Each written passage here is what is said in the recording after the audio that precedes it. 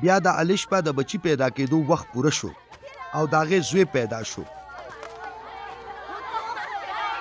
هر کله چې داغه گاونډیانو او خپلوانو دا ووریدل نو ډیره زیاته خوشحالي وسره وکړه چې مالک خدای په لوی رحم وکړ او هغه په اتم ورځ بیا رالل چې ماشوم سنت کی او هغه دا غوښتل چې داغه د پلار نوم زکریا پکې دی. خو داغه مور ورته وویل چې نه دی به یحیی بللی شي. خو هغه وویل چې ستا په خاندان کې خدای چم داسې نوم نشته. بیا هغه داغه د پلار نه په اشارو تپوسو کو چې د نوم صحیح خودل پکار دی. هغه د لیکلو یو تختې راوغوښته او په دې ټول حیران شول چې هغه دا ولیکل چې د نوم به یحیی وي.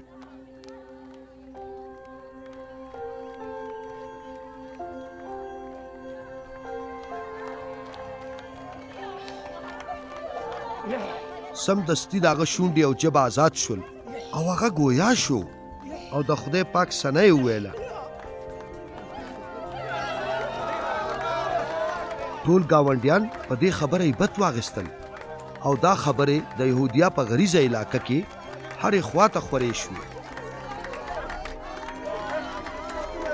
چا چې دا واورېدل هغې ډېر اثر وشو او ویل چې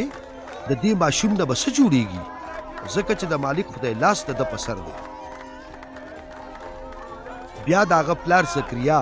د روح القدس د مامور شو او دا پیشګویي وکړه ثنا دی وي د بنی اسرائیل په مالک خدای پاک ځکه چې هغه په خپلو بندیانو نظر وکړو او هغې یې په بیه واغېستل او آزاد یې کړل او د خپل خادم داود په کور کې یو زورور خلاصونکی پیدا کړ او لکه چې هغه د ډوبو مقدسو نبیانو په خولو څو پیړۍ وړاندې وعده کړې وه چې هغه به موږ د خپلو دشمنانو نه خلاص کړي او د هغې ټولو د لاسونو نه څوک چې راسره کینه ساتي او دا چې هغه به زموږ په پلار نیکه رحم وکړي او خپله مقدسه وعده به یاده ساتي. همدا قسم هغه زموږ د پلار ابراهیم سره کړی چې هغه به موږ د دشمنانو د لاسه بچ ساتي او د یرې نه به امان راکړي چې موږ ټول عمر په پاکۍ او په صداقت د هغه عبادت وکړو. او ای زما وړوکیه ته به د خدای تعالی نبی بللی شي ځکه چې ته به د مالک په وړاندې تیر شي چې د هغه لارې تیارې کړي او ته به د هغه خلک په دې پوهه کړي چې خلاصون د ګناهونو په مافۍ کې دی. زموږ د خدای پاک د خالص رحم په وجه به د سحر نور په موږ راوخیږي او په هغې به وځلیږي